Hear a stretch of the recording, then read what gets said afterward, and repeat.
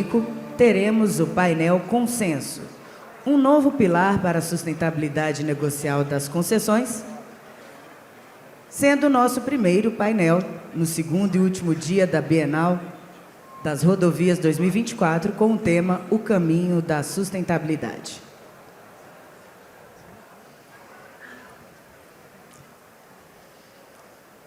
Já convido a subir ao palco para moderar este painel o diretor-presidente da ABCR, Marco Aurélio Barcelos.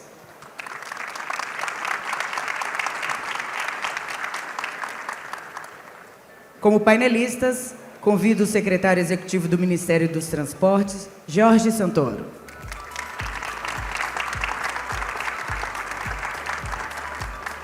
O presidente do Tribunal de Contas da União, Bruno Dantas.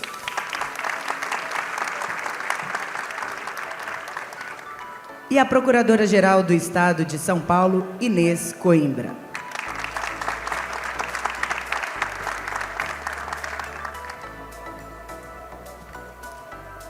Com a condução dos trabalhos, nosso moderador.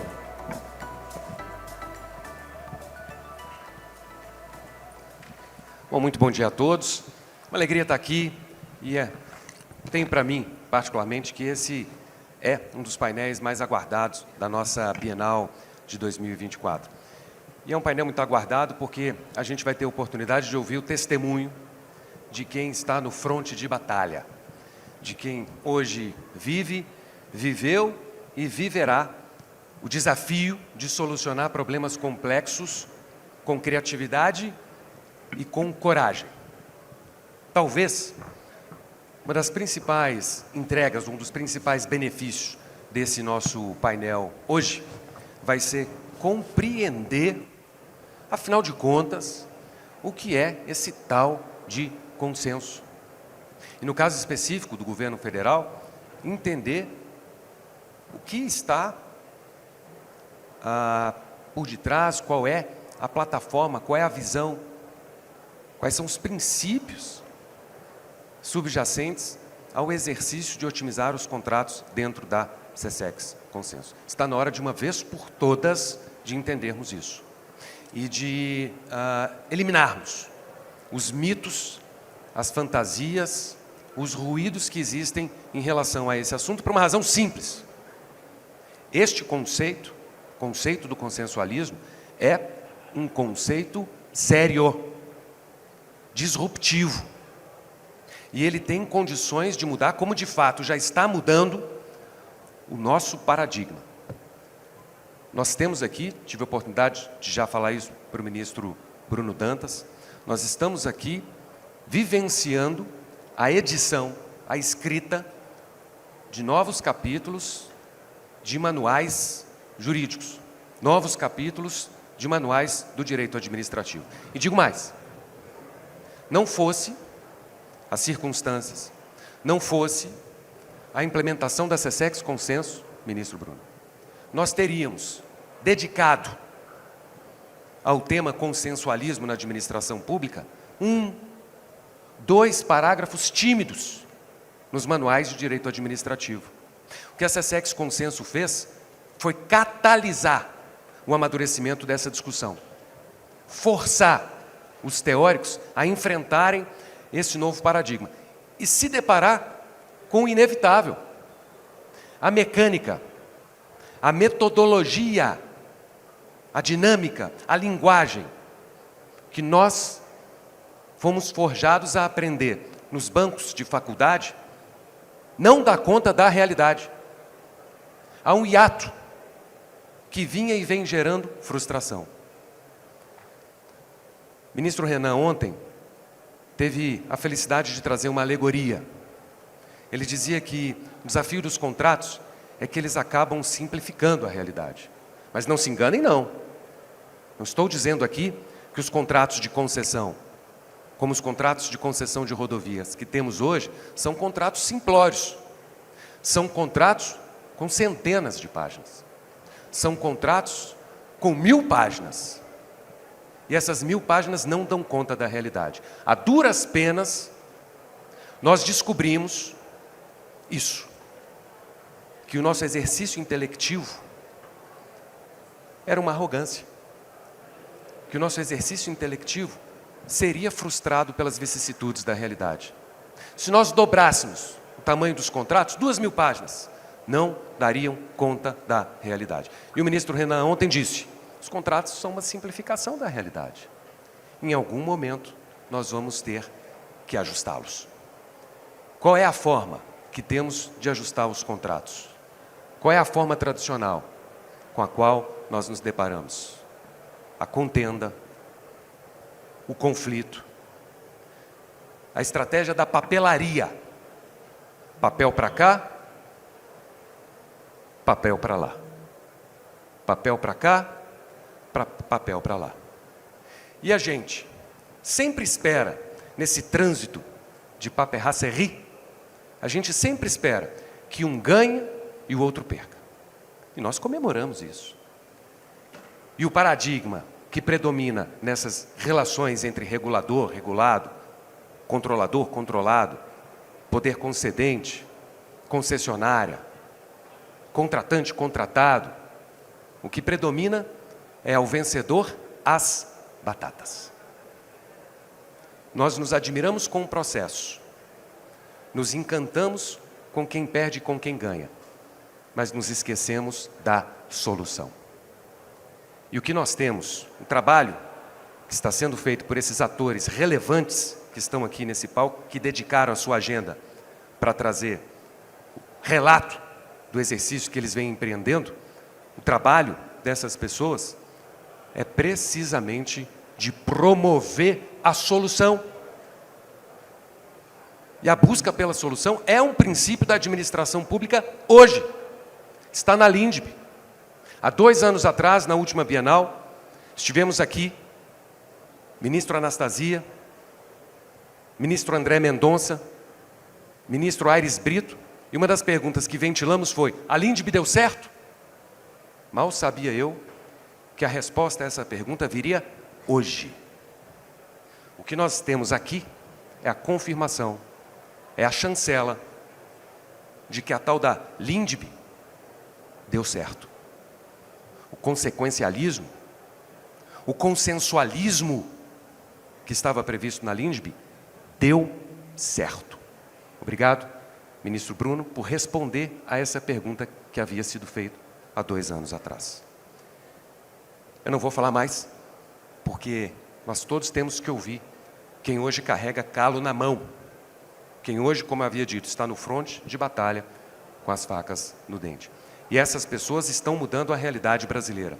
Essas pessoas estão mudando o paradigma que temos hoje de equacionar problemas. O consensualismo, espero eu, veio para ficar. Não podemos retroceder. Dito isso, feito esse introito, eu vou passar a palavra, já agradecendo a todos pela presença, vou passar a palavra para o ministro Bruno, para que o senhor, ministro, possa compartilhar com todos qual foi a razão de ser da SESEX Consenso e qual é a visão que o senhor tem a respeito do consenso e como isso vem sendo tratado pelo Tribunal de Contas da União. Por favor, ministro. Bom dia a todos. Quero cumprimentar a BCR por promover essa belíssima Bienal.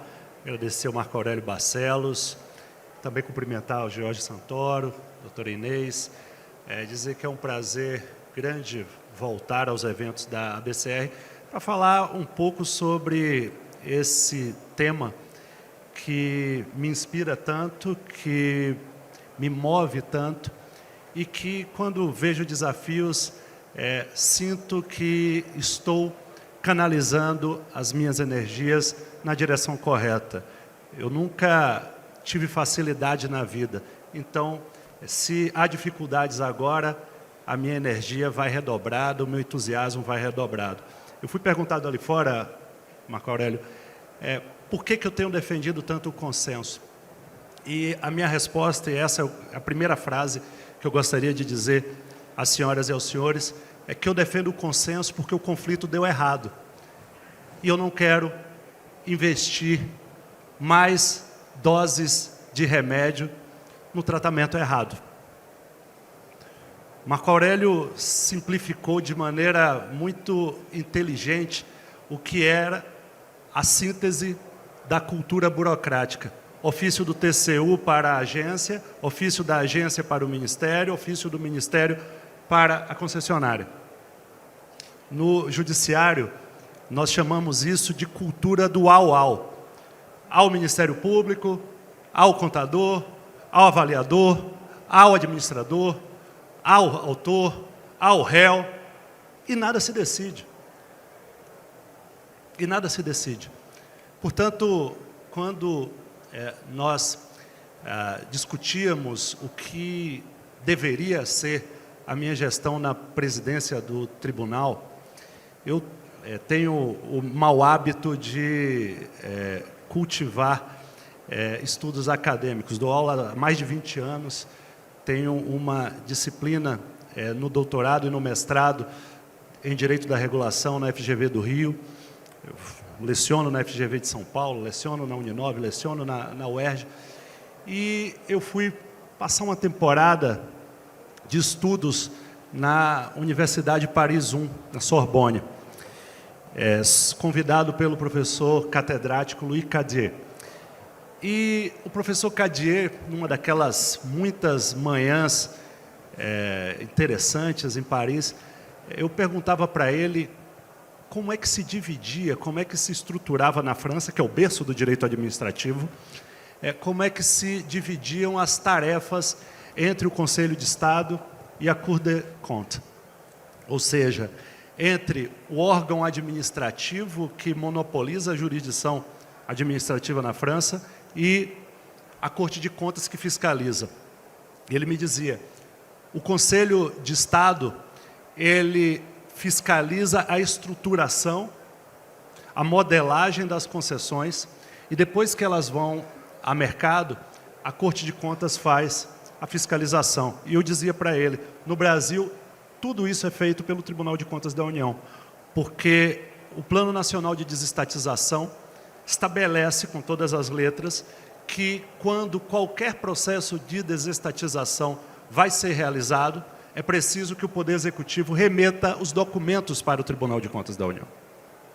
Então, o Tribunal de Contas da União participa da estruturação da minuta do edital. Ele expede recomendações, determinações à agência, que é quem vai definir a modelagem jurídica econômica. O tribunal expede determinações e recomendações ao poder concedente. Só que aqui no Tribunal de Contas da União, nós não tínhamos algo que o Conselho de Estado francês tem, que é uma Câmara de Mediação. Por que uma Câmara de Mediação? Porque quando o funcionamento do Estado transita de um modelo imperial de soberania absoluta do Estado aos seus súditos para um modelo de parceria no qual o Estado precisa do setor privado para fazer os investimentos que ele, Estado, não tem recursos orçamentários para fazer, a relação não pode ser vertical. A relação precisa ser horizontal. Evidentemente, é preciso ter em vista que todas essas conversas, todos esses contratos precisam ter uma finalidade última, que é atender o interesse público. Mas é perfeitamente possível atender o interesse público mediante um diálogo horizontal. Porque se um contrato de concessão, uma parceria público-privada, depende do privado para realizar os investimentos, não é numa relação vertical, unilateral, em que um dita a solução e o outro obedece. Isso não vai funcionar. Isso está provado no Brasil que não funcionou. Por isso, os franceses, que lá no século XVIII começaram a lançar as bases do direito administrativo, eles já tinham evoluído para criar uma mesa de mediação, um centro de mediação, para dirimir dúvidas, para dirimir conflitos que surjam e que são naturais num contrato que é pensado para valer durante 30, 35 anos. eu já trabalhei no começo da minha carreira, Marco Aurélio, em vara de família, e o pessoal perguntava o seguinte: o que você acha de fazer um pacto antinupcial? Eu falei assim: olha, provavelmente quem é contra discutir um pacto antinupcial é que não sabe o tipo de conflito que pode surgir durante uma relação de longuíssimo prazo. Se você não discutir previamente como vai resolver os problemas que vão surgir ao longo da convivência, como é que você, no calor do momento, no calor do conflito, vai apresentar soluções? Então, na verdade, quando se cria uma Câmara de Mediação, o que se pretende é estabelecer um ambiente sóbrio, um ambiente republicano, um ambiente impessoal, para se discutir aquelas querelas naturais de quem coabita e que precisa conviver. É por isso que nós criamos uma Câmara de Mediação. Não tivemos a pretensão de falar, por exemplo, num centro de arbitragem, ou no centro disso, ou no centro daquilo. Mediação, que é exatamente quando um terceiro desinteressado auxilia as partes num ambiente favorável, num ambiente que induz o diálogo a refletir sobre aquilo que gerou o conflito. Portanto, o que o Tribunal de Contas da União faz, Marco Aurélio, e essa é a essência da Secretaria de Consenso do Tribunal, é criar um ambiente para romper a assimetria de informação, porque a concessionária tem as informações sobre o funcionamento da rodovia, sobre as dificuldades, sobre onde precisa de mais investimentos. Achar que o poder concedente tem todas as informações é uma ilusão. Achar que a agência reguladora tem todas as informações é uma ilusão.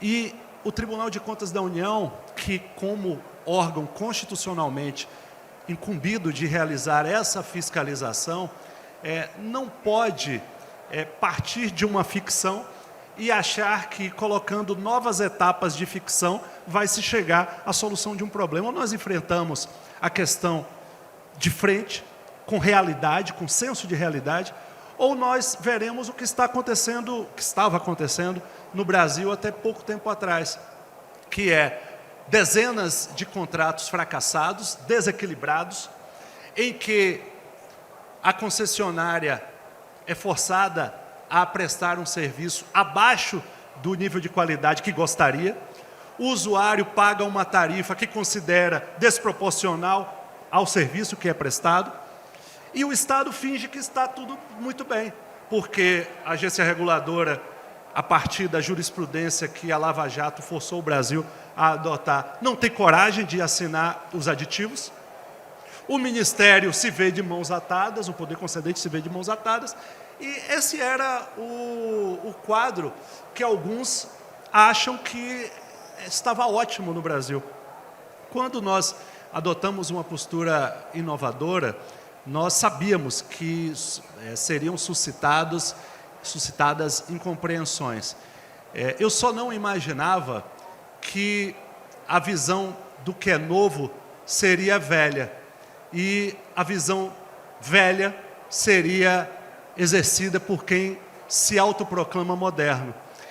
O que nós precisamos é de mais eventos como esse, é de mais oportunidades como essa, para que aqueles que vivem de jogar lama nos outros não tenham um ambiente fértil para que isso se crie. É preciso que a sociedade brasileira conheça os benefícios dessa nova fórmula de endereçar problemas entre setor privado e administração pública.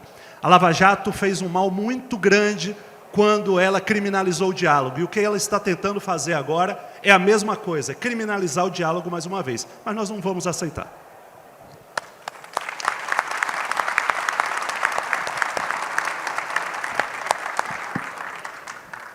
Eu fico me perguntando se não houvesse a SESEX Consenso, ministro, e se essa mesma iniciativa de, via consenso, otimizar, revisitar os contratos, fosse empreendida pela agência reguladora e pelo Ministério.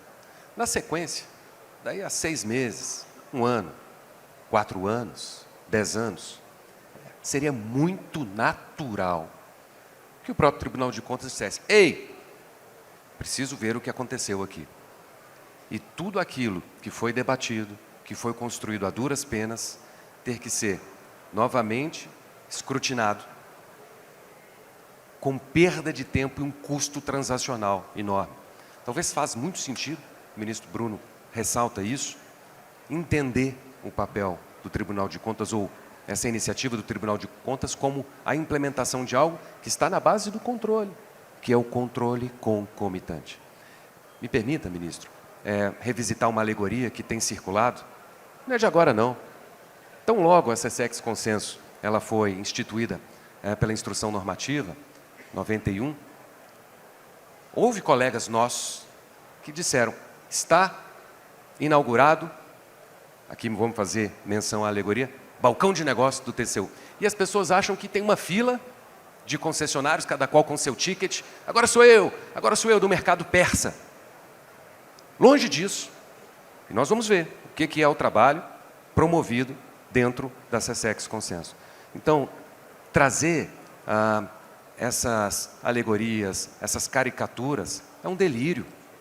Um balcão de negócio, um guichê de negócio, é o controle concomitante. Qualquer iniciativa de consenso que viesse a ser implementada no âmbito das agências reguladoras, pelo Ministério, com as concessionárias, com o mesmo espírito transformador, imbuído de boa-fé, que hoje nós enxergamos no trabalho do Ministério, enxergamos no trabalho da SESEX Consenso, ainda assim ele seria questionado pelo Tribunal de Contas. Nós estamos antecipando esse estágio de avaliação, esse estágio de controle, o que é natural. Por isso é uma nova dinâmica, é uma metodologia. Ministro, se o senhor me permitir, queria chamar aqui para trazer o testemunho, doutora Inês Coimbra. Doutora Inês Coimbra é daquelas cujo currículo a precede. Talvez seja uma das advogadas, e uma das advogadas públicas, com um quadro de maiores conquistas que a vida profissional permite dar. Por todos, vou citar o exemplo mais recente, mais emblemático, que nós conversávamos agora há pouco, a doutora Natália Rezende deve estar por aqui, que é o processo de privatização da Sabesp. O processo de privatização da Sabesp, e aqui imagina, alguém de rodovias querendo trazer algum comentário, mas eu vou me valer de alguma licença poética. O processo de privatização da Sabesp era daqueles que tinha tudo para promover piquetes, para promover convulsão social, um desentendimento generalizado. Foi o processo de privatização mais elegante deste país. E uma conquista relevantíssima para as mulheres, né, doutora Inês, que estiveram envolvidas no processo. E a doutora Inês conduziu, junto com a Procuradoria-Geral do Estado, junto com a Artesp, junto com a antiga Secretaria de Logística e Transportes, e atualmente com a CEMIL e a SPI, conduziu também processos de consenso, de otimização contratual, naquele que é um dos ambientes, junto com o governo federal, mais pujantes, mais sofisticados em termos de concessão de rodovias. O Estado de São Paulo, o Programa de Concessões de São Paulo, que padecia de anos de um passivo que não desatava e nem atava. Para quem é do setor, sabe do que a gente está falando. Inclusive, o nome do problema tem a sua data, TAM 2006, que foi resolvido na década de 20. Percebam o resultado do conflito. Vamos ouvir os desafios, qual foi a experiência e qual é a perspectiva do Estado de São Paulo e da Procuradoria do Estado de São Paulo, órgão respeitadíssimo no Brasil, sobre o consenso e o que foi esse trabalho empreendido em relação aos TANs. Muito obrigada, Aurélio. Obrigada, bom dia a todos e a todas. É uma alegria estar aqui, poder ter atendido a esse convite, enfim, e trazer um pouco da experiência da PGE São Paulo nesse tema que é tão importante. Queria só fazer um pequeno disclaimer. O Marco Aurélio exagera pela amizade, mas todas as histórias de sucesso que eu tenho para contar aqui são histórias construídas por uma equipe que hoje hoje estou à frente, mas que é muito maior do que eu, enfim. E uma equipe da qual eu tenho muito orgulho, a PGE do Estado de São Paulo, realmente congrega advogados da mais alta qualidade, e quem aqui pôde já lidar conosco, seja no consenso, seja no conflito, sabe disso. E com relação ao processo de privatização, de desestatização da Sabesp, é impossível não fazer menção ao papel da doutora Natália Rezende na condução disso. Realmente uma profissional da mais alta envergadura, com quem eu aprendo todos os dias e que tem sido uma inspiração. A doutora Natália e o doutor Benini, que também está por aqui, que eu vi, conduziram esse processo com muita seriedade, com muito trabalho e com uma participação muito grande e muito importante da PGE, mas com um fácil engajamento pela seriedade do processo. Enfim. Falando de consenso, eu acho que só voltaria 2 casas nesse tabuleiro, antes de entrar na sua pergunta específica sobre os famosos TANs 2006. A gente tem, claro, e falando a partir de alguém que conduz uma carreira de quase 800 advogados, são 800 pessoas com formação no litígio, né? A gente, na faculdade, é formado para litigar. E esse é o espírito com que a gente chega no enfrentamento de um problema. Então, esse é o primeiro desafio. O primeiro desafio é que há uma cultura já da formação jurídica, que é uma cultura pelo litígio. E se você coloca isso, se você soma isso ao princípio da supremacia do interesse público, entendido de uma forma hermética, e coloca isso dentro do serviço público, então, se você conta para um monte de advogado que é formado para o litígio, que a supremacia do interesse público hermeticamente considerada a coisa mais importante que tem, é guerra. E se você fizer alguma coisa diferente, além do mais, alguém te pega na responsabilidade pessoal? Então, assim, os incentivos para o consenso, eles são muito desafiadores. Criar os incentivos são muito desafiadores. Criar cultura é desafiador, porque os incentivos são inversos. É mais fácil litigar. É mais confortável litigar. É mais uma ação, é mais um recurso. Hoje em dia, então, né, produz assim, é mais fácil. E a cultura do litígio, que foi um pouco que você trouxe, ela nos desconecta da responsabilidade pela solução do problema. Porque você cumpre a sua obrigação de meio. Sei lá, resolveu, não resolveu, não é problema meu. E assim vai. E a gente vai lidando, e quem é assim de carreira, como é o meu caso, que tenho alguns anos de carreira, acho desnecessário dizer quantos, você vai acompanhando aquele problema durante os seus 10, 20, 30 anos. Não é razoável. E além do absurdo, do ponto de vista pessoal, isso vai trazendo para os profissionais uma sensação de falta de propósito. Porque, entende, é um trabalho que não gera, assim, você não consegue enxergar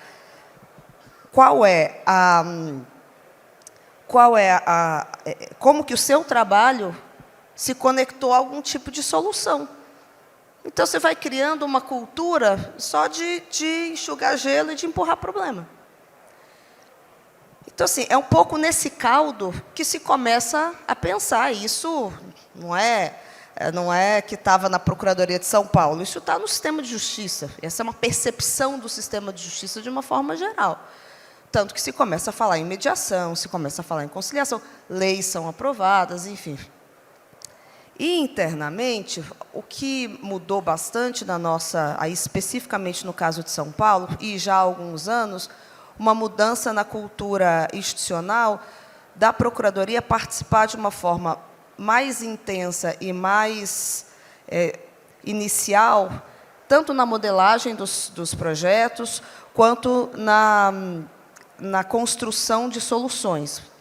Isso tem um duplo efeito, porque coloca o procurador com nível de informação mais equalizada e coloca o procurador também um pouco como alguém também responsável pela solução. Né? Eu tenho uma amiga que diz que se você não tem a solução, você faz parte do problema. E é um pouco isso que a gente começou a construir.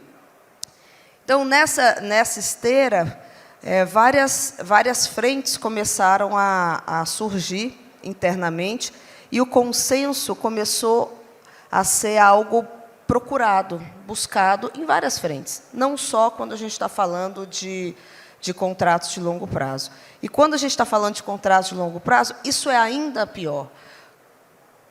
Por quê? Isso é uma coisa sabida, o contrato de longo prazo precisa conviver e administrar o binômio segurança jurídica versus plasticidade. É impossível achar, é de uma arrogância imensa, achar que a gente vai hoje modelar um contrato de 20, 30 anos e vai conseguir cobrir tudo e antever todas as questões. É sabido que isso não vai acontecer. Mas também é sabido que é necessário dar um nível de segurança jurídica até para que esses contratos possam ser cada vez mais baratos para o serviço público, porque tudo custa. Essa é outra máxima que precisa ser trazida aqui quando a gente está falando de consenso. Custa? O conflito custa. Enfim. Então, como administrar essa máxima segurança versus plasticidade? E São Paulo já tem uma experiência mais antiga, né? Sua primeira carteira de projetos, aí a gente já tem mais enfim, a gente começa isso em década de 90, então a gente tem bastante tempo já, e a gente já tem bastante tempo suficiente para entender que não é possível prever tudo. Então, a gente começa a pensar o seguinte: se a gente não consegue antever os problemas e, portanto, encaminhar todas as soluções, é preciso prever quais serão os caminhos para identificar quais são as soluções quando o problema acontecer. E é nessa esteira que, por exemplo, os nossos novos contratos já constam com cláusulas de negociação que montam no próprio contrato estruturas de mediação na largada. Enfim, então, por quê? Porque é dado que haverá o conflito, é da natureza da relação. Mas isso a gente está falando aqui, daqui para frente, mas a gente tinha nas nossas bancas os problemas do TAN 2006. Então, a maior parte dos senhores conhecem, mas para fazer só um resumo rápido, a gente tem, no primeiro pipeline do Estado, na primeira carteira de projetos, em 2006, um aditivo que se fez um aditivo nesses contratos com relação à questão de uma questão tributária, e a metodologia se dava com base na demanda, na época, na demanda presumida, na demanda que estava ali presumida na modelagem, e não na demanda real. Enfim, isso gerou uma conta. Em 2013, a administração, então, a gestão de então, entendeu que aquela metodologia tinha trazido um prejuízo para o Estado e que o correto seria aplicar a demanda real. E sem, enfim, não pretendo aqui entrar se era isso, se não era isso. O fato é que isso aconteceu. E o Estado começou a anular esses aditivos. E aí, naturalmente, as concessionárias começaram a judicializar isso. Na verdade, um grande contencioso administrativo e depois judicial disso. E não resolvia. E não resolvia, e não resolvia. E aí, recurso, é isso. Aí, ação para cá, recurso para lá, ação para cá, recurso para lá. Os advogados, todos muito felizes, afinal de contas, brincadeira. Mas brincadeira com fundo de verdade. Então, assim, muita judicialização sobre isso. E, nesse meio tempo, outros tantos eventos também que foram impondo desequilíbrios nos contratos a favor do Estado, a favor das concessionárias, enfim. Fato é que, num determinado momento, os contratos estavam de tal ordem, mais do que desequilibrados, desarrumados, caóticos, que era difícil de se fazer uma previsão mínima, até mesmo para um planejamento futuro. A própria administração começou a ter dificuldade, porque não se sabia direito quanto que acabava o contrato, então, eu vou licitar para daqui a 2 anos, para daqui a 10 anos, como é que faz, como é que não faz, esse contrato acaba... Ah, depende, se ganhar aqui, acaba ali, se não ganhar aqui, acaba lá. E fazer uma modelagem de uma licitação desse tipo não é uma coisa que você faz assim. E aí se iniciou um processo de... E se a gente sentasse e começasse a conversar, será que não tem uma solução? Porque para as concessionárias, tampouco isso era uma situação confortável. Não era confortável para ninguém. E aí, naquele momento, isso foi em 2021 que isso começou, naquele momento, todo mundo pensou, falou assim, gente, não está dando certo e não vai dar certo. Porque quando você... especialmente a judicialização, quando você leva para o Poder Judiciário, aí você abre mão de todo o controle sobre o processo, inclusive do tempo. E o tempo custa. Bom, então, se iniciou essa série de conversas, enfim, e algumas premissas foram muito importantes para que isso acontecesse. A primeira delas era fundamental demonstrar a vantajosidade para o Estado de se prosseguir nesses acordos. E isso foi feito identificando vários critérios, vamos dizer. Critérios econômicos, certamente, mas não só. O tempo também foi alguma coisa importante. E eu acho que isso, cada vez mais, precisa ser considerado nas nossas análises. E a gente precisa, cada vez mais, trabalhar meios de precificar um pouco o tempo. Porque, se a gente conseguisse fazer isso seria algo bastante relevante. Precificar o tempo, precificar o litígio. Isso é algo que a gente internamente está trabalhando, mesmo para saber quanto custa litigar. Qual o preço de litigar. Porque isso também precisa entrar na conta. Porque não é de graça, custa a hora do procurador, custa a hora do tribunal, custa a hora do... Enfim, tudo isso custa. Mas, enfim. Então, se começou a fazer isso e fez uma análise de vantajosidade nesse aspecto. E aí um segundo desafio se impôs, porque havia vários contratos de concessão e alguns grupos econômicos que titularizavam esses contratos. E os contratos de concessão, eles tinham situações muito distintas. Em alguns havia um desequilíbrio muito grande em favor do Estado, em outros, desequilíbrio muito grande em favor da concessionária, de forma que estava difícil pensar nos contratos de maneira individual. E aí se decidiu que a forma mais eficiente de levar a negociação seria fazer essa negociação por grupo econômico e não por contrato. Porque as compensações, porque a análise de economicidade, vamos dizer assim, se deu pelo conjunto de concessões, e não só por um contrato isoladamente. E aí isso acabou gerando essa possibilidade. Mas aí outros desafios.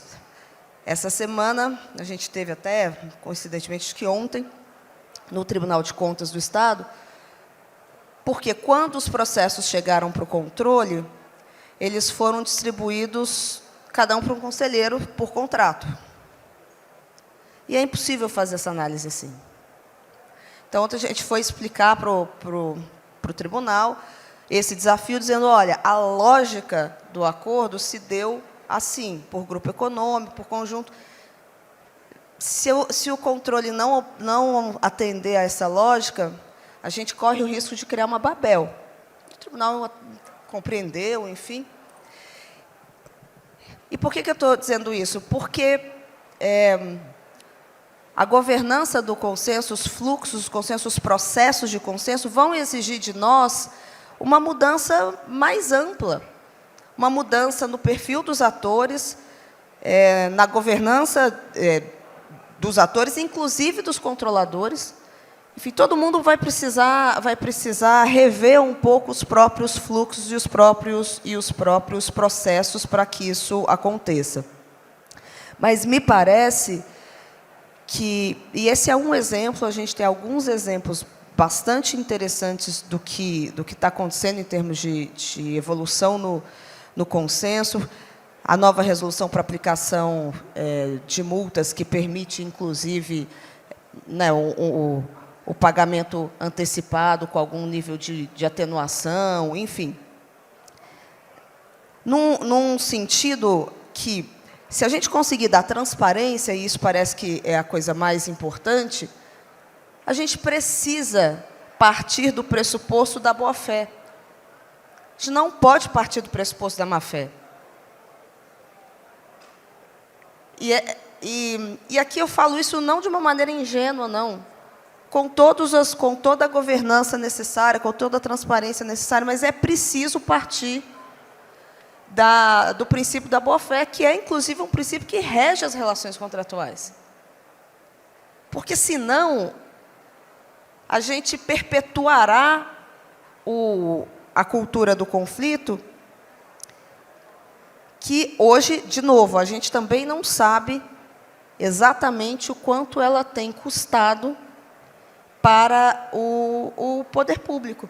Então, para encerrar aqui um pouco desse testemunho, e essa negociação foi uma negociação bastante interessante, bastante importante, e que levou muito tempo e não foi nada fácil.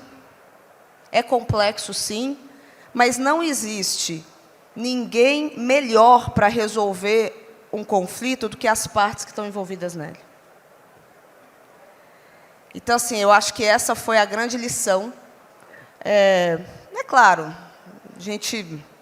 é sempre possível melhorar, uma curva de aprendizado nisso, é uma cultura nova, mas eu diria que são essas duas premissas com as quais a gente trabalha. As melhores pessoas para solucionar o conflito são aquelas envolvidas nele, e é preciso partir de um princípio da boa-fé, para a gente construir alguma coisa nova e alguma coisa que realmente gere solução. Era isso, muito obrigada.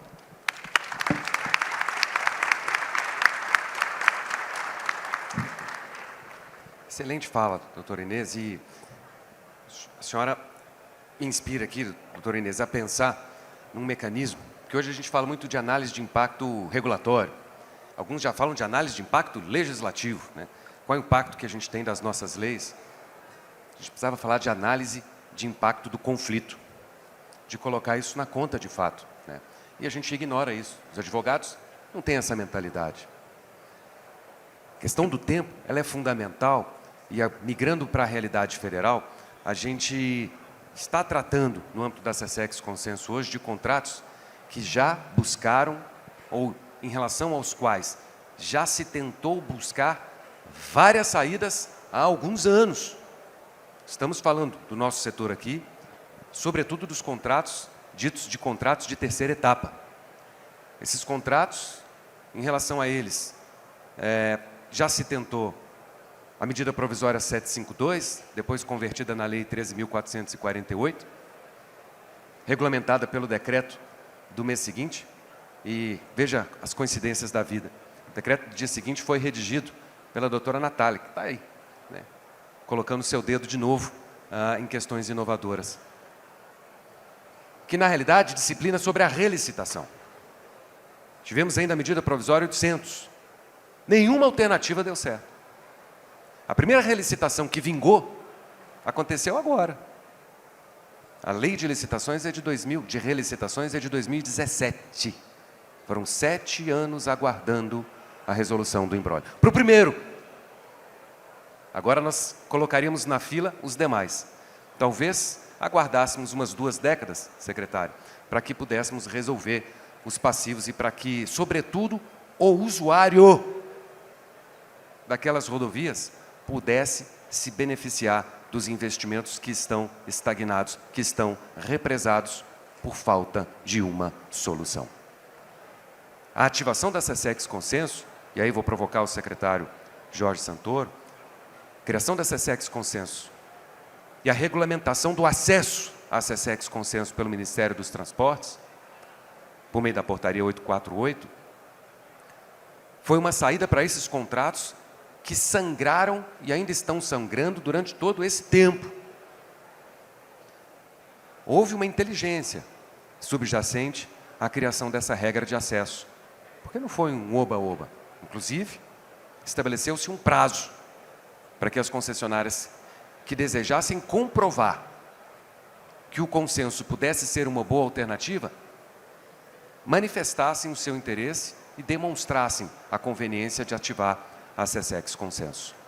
Queria, secretário, que o senhor pudesse compartilhar com todos aqui o que tem sido o desafio, o que tem sido a jornada que o senhor, junto com a secretária Viviane, junto com a SESEX Consenso, representada aqui pelo Nicola Cury, né, sob a liderança do ministro Bruno Dantas, o que tem sido essa experiência, os principais desafios e o que a gente pode esperar de possíveis resultados de todo esse esforço.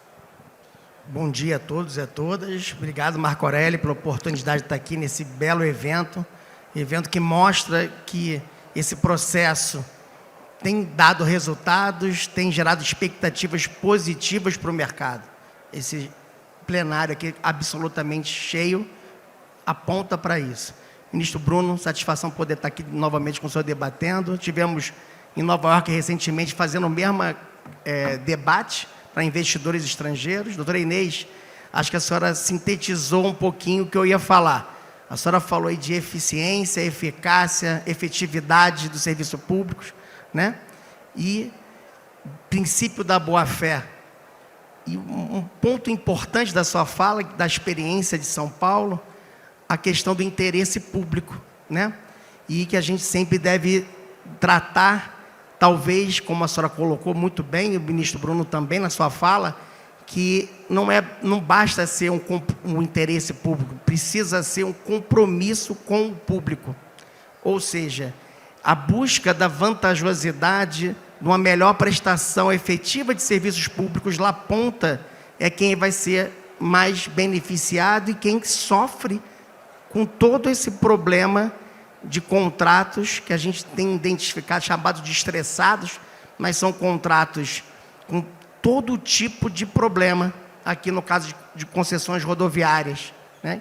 Quando a gente chegou no Ministério, ministro Bruno, a gente tinha alguns diagnósticos feitos pelo BID, pelo BNDES e pelo Banco Mundial, apontando, de um lado, o problema dos contratos histórico, a curva de aprendizado do governo federal em relação a essa situação, de um outro estudo que demonstrava, e aí muitas vezes a gente não olha, né?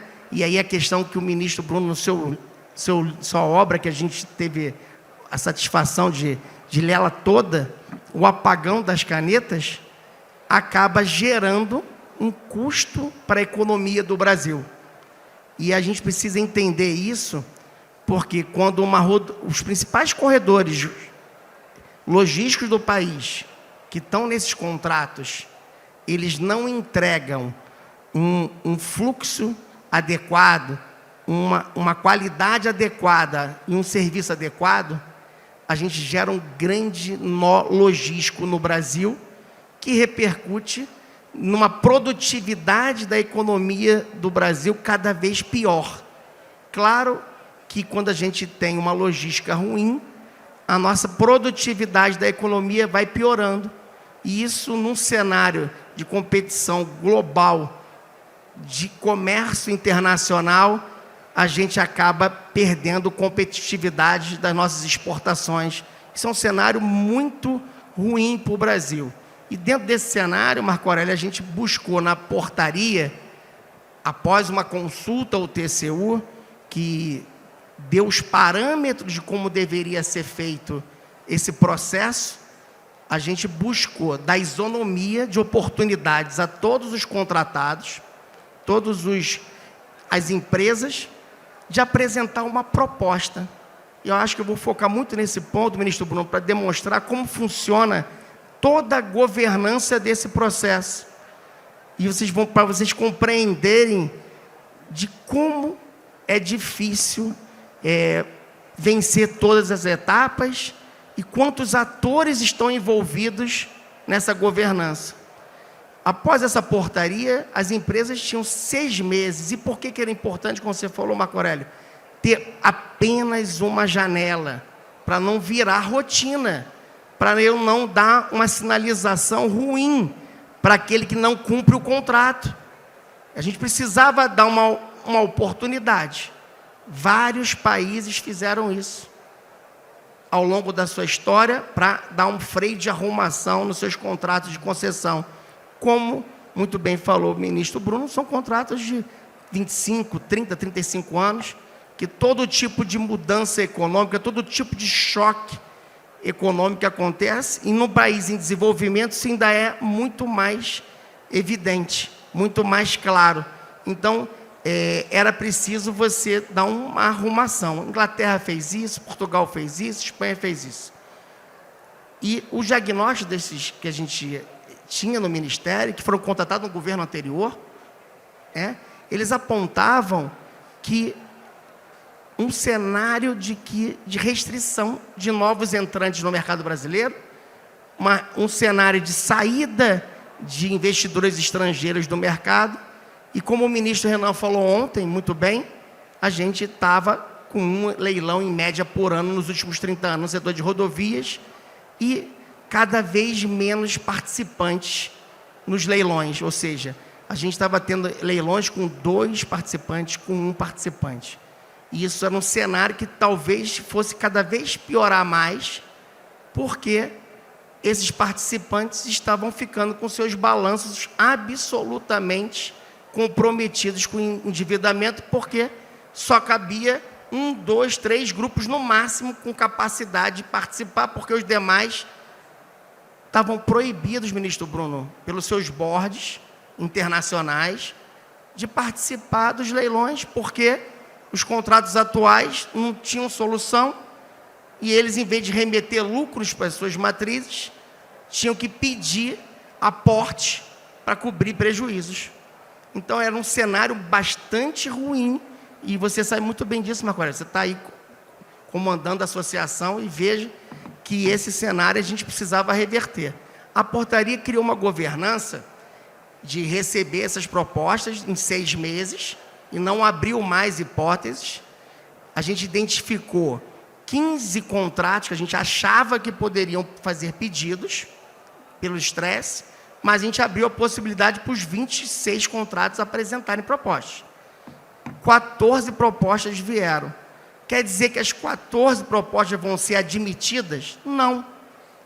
Claro que não. Eles vão passar por todo um processo de governança no Ministério, nas equipes da Infra-SA, nas equipes da ANTT, está aqui o Guilherme, nosso diretor, e as opiniões dessas equipes são, muitas vezes, divergentes sobre vários pontos. A governança de servidores públicos de carreira acostumados com o setor. Então, a gente tem a infra que verifica as modelagens, o Ministério que verifica as vantajosidades, a NTT que verifica toda a parte regulatória, ainda verifica, numa segunda rodada, a modelagem, para ter um juízo de admissibilidade. Após o juízo, ministro Bruno, o ministro Renan ainda criou uma nova etapa de governança. Ouvir todas as bancadas federais e o governo do estado por onde essas rodovias passam. E aí começa um novo filtro, que tem se aperfeiçoado. Eu estava comentando com o senhor agora há pouco, que algumas bancadas têm exigido audiências públicas, né? Então, a gente tem feito várias audiências públicas. Para quê? Para aperfeiçoar a proposta da concessionária, com os ajustes feitos pelos 3 órgãos, e ainda assim, não vai para o Tribunal de Contas 100% arrumado. Muito pelo contrário. A maioria das vezes, as concessionárias não concordam com as propostas. Às vezes, há divergências entre as equipes e alguém precisa dar uma arrumação nisso. A gente entendeu, e aí não foi porque a gente entendeu isso de espiritualmente, a gente foi ao mercado. Eu e a Viviane fomos a todos os grandes bancos e fundos de investimentos que participam de processos de estruturação. E os bancos que financiam esses projetos, inclusive o BNDES, e teve uma parceria muito importante nessas discussões das equipes do BNDES, todos apontam que, para o volume de investimentos que nós estávamos assumindo, que as concessionárias iriam assumir nesses projetos, é tão grande que não era possível financiá-los sem um aval do órgão de controle. Então, não adiantava a gente tentar, lá na NTT, resolver um tipo de conflito tão volumoso de investimentos. Não adiantava a gente fazer um acordo na AGU, que a gente tentou também conversar sobre isso. Porque o TCU pode, lá na frente, revisar esses acordos. Você imagina revisar lá na frente um acordo desse, com um compromisso de pagar com obras em andamento. Então, os bancos estariam, ou cobrariam uma taxa absurda, o que encareceria o pedágio, ou a gente teria diversos novos desequilíbrios, né? Então, esse processo, ele vem amadurecendo e ele passa por esses filtros. Quando chega na Câmara de Consenso, e eu, no início, eu estranhei muito, confesso, ministro Bruno, que eu achei assim, fiquei bastante estressado no procedimento, o Nicola sofreu comigo, porque era um tamanho pedido de cenários econômicos, de modelagens novas. Vocês não fazem ideia da quantidade de pedidos que a equipe do TCU faz para as concessionárias, para a NTT, para a InfraSA e para o Ministério. E, no início, eu não estava entendendo aonde isso ia chegar, né? Tem uma técnica. As equipes da SESEX Consenso são extremamente preparadas, o Bruno está de parabéns, porque eles seguem uma técnica de conciliação. Hoje eu já compreendo mais. Acho que as concessionárias participaram disso. Hoje também compreendem mais. Até os advogados que participam, as equipes de engenharia, que são chamadas para discutir os projetos no detalhe da engenharia. Eu acho que esse processo é muito enriquecedor e tem melhorado a cada processo desse. A gente tem aperfeiçoado. Então, esses filtros que são feitos em todas essas fases demonstram uma governança muito grande. E aí veio uma demanda do TCU, que era levar a mercado esses acordos. No início, o Ministério ficou meio surpreendido, e a gente foi discutindo, e no final a gente ouviu o mercado, e essa possibilidade de levar a um novo leilão o acordo realizado, a nosso ver, ministro Bruno, tira qualquer tipo de risco moral do processo. Se a NTT falhou, o Ministério falhou, a Infra falhou, se alguém fez alguma coisa errada no processo, Se os auditores do TCU não olharam algum aspecto, o mercado, na nossa visão, não vai entrar no projeto se ele não tiver, de alguma maneira, com alguma gordura. Se tiver gordura, vai ser ajustado no leilão, na B3. Eu acho que esse processo é transparente, republicano e democrático. Eu acho que isso e foi sendo aperfeiçoado ao longo do processo. E a gente pode errar. Eu acho que a gente pode errar. Por isso que a NTT pediu para ser em sandbox regulatório o processo do leilão. Eu acho que a gente vai melhorando esse processo. Os primeiros ainda foram mais difíceis, eu acho que é um fluxo. Mas vejam, não quer dizer que a gente vai aprovar os 14. A gente já teve um que a bancada e a população não aceitou. Não está seguindo. Eu tenho um outro caso, que eu tenho um problema com a Procuradoria da Fazenda Nacional, com a de débitos, que talvez não siga adiante. Então, são vários filtros que são feitos. E eu acredito muito no processo que está sendo muito bem conduzido. E mais, recentemente o TCU trouxe uma nova inovação às equipes dos auditores. Tem que se comprovar a financiabilidade dos projetos. E aí, o BNDES entra fazendo uma análise, um crivo bastante importante disso. E tem sido muito, muito bom, porque é a visão de financiamento do projeto que vai permitir uma maior competitividade no processo que a gente vai levar na Bolsa de Valores. E isso tem sendo aperfeiçoado ao longo de todo esse trâmite. Eu acho que a gente está num momento importante. Nos últimos roadshows que a gente fez no Ministério, a repercussão para investidores estrangeiros desse processo é muito positiva. Investidores que saíram do Brasil estão anunciando retorno. Empresas estrangeiras estão retornando ao mercado brasileiro para participar de concessões rodoviárias. E eu não tenho dúvida que o processo competitivo vai ser competitivo. Vai ter projetos com mais interesse e menos interesse, que é normal de qualquer tipo de processo competitivo, qualquer tipo de leilão.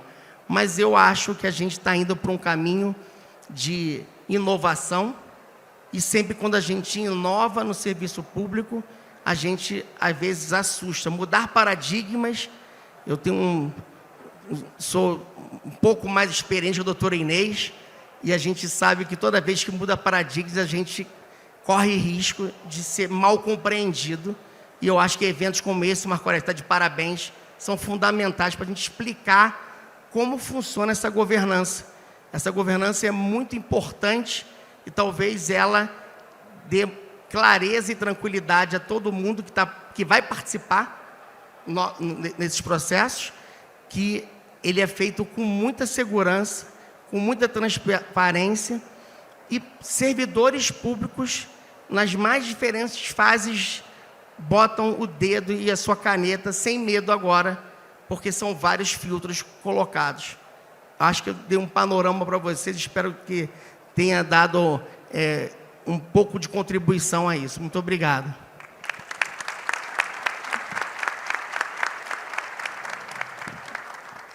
E quem ganha é o usuário.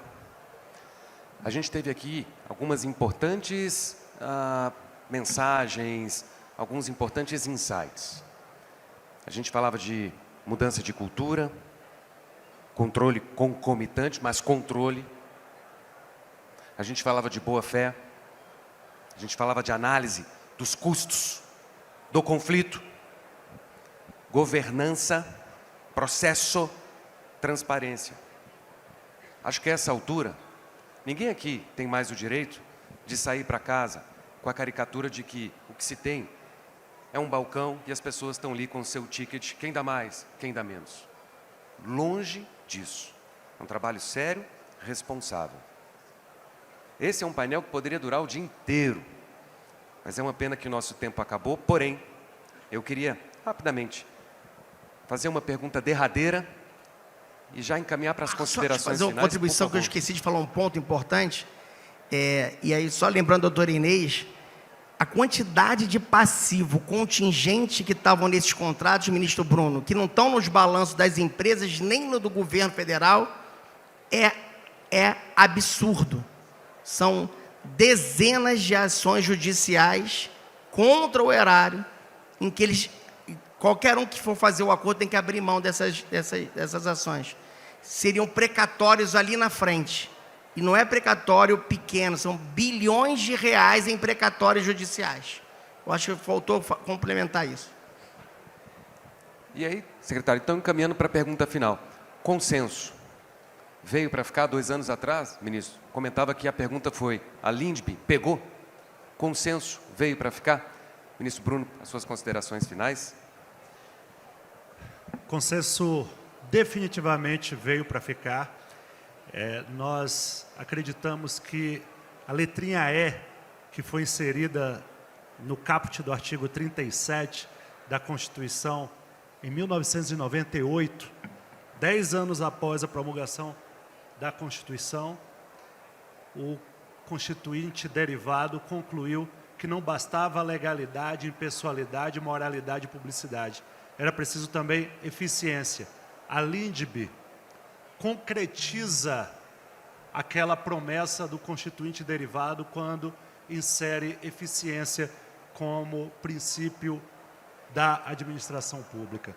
E o que os órgãos de controle, os ministérios setoriais, as agências reguladoras estão fazendo quando aderem, quando embarcam na cultura do consensualismo, é levar para a população eficiência. Doutora Inês? Acho que sim, acho que veio para ficar por uma razão muito simples, tem dado melhores resultados. E, enfim, talvez no futuro algo melhor aconteça, mas hoje parece a melhor opção, com um efeito de responsabilização das partes, muito grande pelas decisões tomadas. E aí não essa responsabilização persecutória, mas de responsabilidade pela conveniência e oportunidade mesmo. Aquele conceito que fica parecendo muito... Mas de ter que explicar por que dessas decisões, por que isso seria melhor, por que aquilo não seria melhor. Então, eu acho que isso traz maturidade também para o setor público, sabe? É um amadurecimento e uma necessidade do setor público se estruturar para isso. Porque o que foi dito aqui, se a hora que uma concessionária senta numa mesa com técnicos bem preparados do outro lado, é uma conversa dura. Às vezes é melhor levar para o judiciário, que é coisa que eu me perdi, do argumento. É uma conversa dura. Então, se o setor público se preparar, se estruturar, estiver preparado, eu acho que sim.